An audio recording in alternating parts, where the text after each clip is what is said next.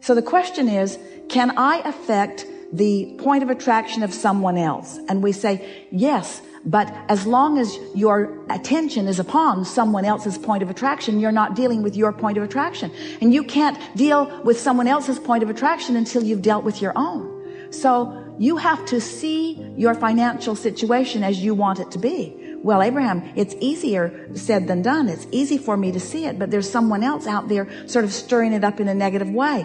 You mean I should just ignore that? And we say, law of attraction will help you ignore it, or law of attraction will help you stick your nose right in it. It depends on the grid that you're creating.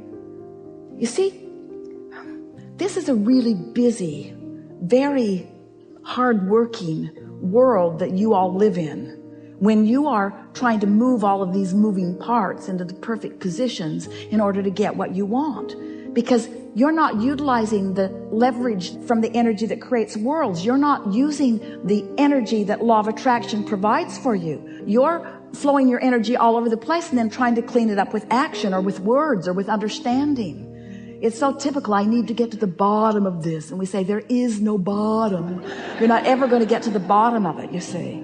So when you decide that this is a vibrational universe and that you are a vibrational being, and you decide that you do have the ability to align with prosperity, that you do have the ability to anticipate it and expect it, and that you can practice the thoughts of it regardless of what's being shown to you. Esther had such an interesting experience the other day. We're going to take a minute and tell you, because it was so big for her that we think that it will benefit you as well. So when you think about something like this wonderful topic that you've presented here, where you believe that you are feeling one way about a subject, and you believe that your partner is not feeling the same way, and further, you believe that what he feels is affecting your co-creating, feels like you don't have the power to create around what he's doing. And that's only because you keep noticing what he's doing. But nevertheless, we understand why it feels harder when there is something out there. It feels like you can't control the economy, and it feels like you can't control the way people respond to his business, and it feels like you can't control the way he responds to his day, and so forth. It feels like there are a lot of moving parts. So the other day, Esther had a very simple request that she was making of two wonderful men who live on her property in San Antonio, who keep the leaves cleared out of her pool and the leaves dusted up from the porch and keep things looking good for her. And she really doesn't care about what it looks like when she's not there, but when she is there, she would like the leaves not in the pool. And so she said to someone who was talking to them, please ask them if they could come at 7:30 every morning. And while I'm getting ready, they can take care of that. Then I can open all of my curtains and I can enjoy the beauty of my very clean space, because I'm going to be sitting here editing all day, and that's right where I'm going to be looking. And if it was all nice and tidy, I would really, really like it. And so the person that she asked to tell them went off to tell them. And so now it is 7:30 in the morning and they don't come. And then it is 8:30 and they don't come. And now Esther is on the telephone, and now they come with the leaf blowers and so forth. And Esther thought that was a really simple request. It could not have been a simpler request. They're right there. They live there. They have brooms and blowers. They all operate on the same time. Esther pays them really well. She knows that they adore her. She believes they would take a bullet for her. Why will they not come and clean up my leaves? So she asked the friend, what do you think could have possibly gone wrong? I don't know. I said it very clearly. No worries, Esther says, but tomorrow, if you could ask them if they could be there at 7:30, I would really, really, really, really, really, really, really, really, really, really, really, more words and volume, really, really, really, really, really, really like it.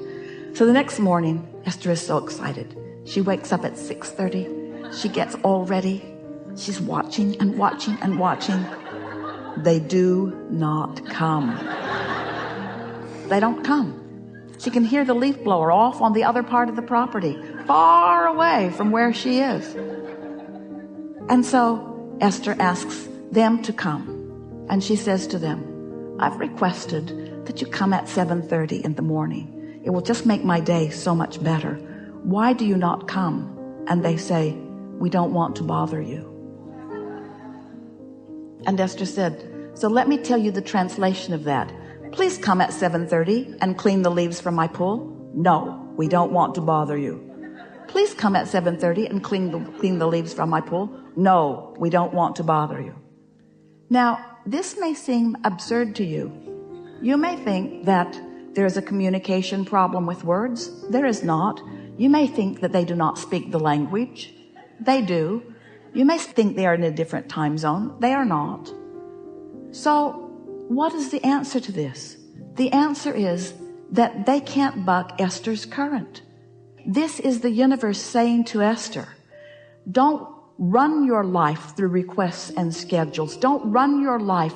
Now, we know it sounds bizarre, but to Esther, it was a magnificent understanding because she sees those things out there in those big pictures. She's thinking about world peace. She likes the solutions to the immigration problem. She likes the gay rights thing that is shifting around. Esther likes these world movements that are taking place. She likes those big issues, and she knows that there are a lot of moving parts out there. And she wants to understand that whether it's big out there like a castle, or whether it's right under her nose like a button, the laws of the universe are all responding to her in exactly the same way. Are you following? To Esther, she understands that she's got something that she wants to do vibrationally. There's something stuck in her vibrational craw that is keeping even the most obvious things from happening. And isn't it nice when someone refuses to do what you ask them to do because they're responding to the vibration that is so real? Don't you like that? Don't you love it when your husband behaves exactly the way you expect him to behave, not the way he's supposed to? Don't you love it when your employer treats you just exactly the way you expect to be treated, not the way you deserve, but the way you expect to be treated? Don't you love this law of attraction that is so completely consistent? What's stuck in Esther's vibrational craw? She's been beating the drum of it quite a bit lately. If I really want it to be the way I really want it to be, then I just as well do it myself. I just as well do it myself. Because if I do it myself, it will be the way I want it to be. In other words, she's got a little martyrdom going on there, you see. And the universe is saying, you want to be a martyr? These people who ordinarily would do exactly what you're saying cannot buck your current. And it's compounded by the fact that Esther, like you, wants more than life itself to understand this, you see. Tend to your vibration first. Be someone that offers the vibration the way you want it to be. Go general. Make your lists of well-being. Train yourself into the frequency of expecting good things to come. And each time another comes, and it will, and another comes, and it will, and another comes, and it will, and another comes, and it will. Each time another, and another, and another comes. It's just more evidence of your alignment, more evidence of your deliberate presenting of your vibration and of the universe's accurate response to your vibration. We're going to take a segment of lunch, but we want to say to you before you go that if you will just ponder this one thing over the next days and weeks, and that is the universe is always yielding to you exactly what you are putting out vibrationally. There are no exceptions ever, ever, ever, ever, ever. And when you get that, then you can let everybody else off the hook, and every relationship you have will become better right away. Because what you're actually doing is taking control of something that you do have control over, which is your own grid, your own point of attraction. And you're releasing your concern for controlling the behaviors of so many others. And what you're going to discover when you begin to control the vibration of your grid, and you begin to watch the universal response to it, you'll feel that invincibility that you came to live, that you came to know. We are enjoying this interaction immensely. It's a good time for a segment of food. Thank you.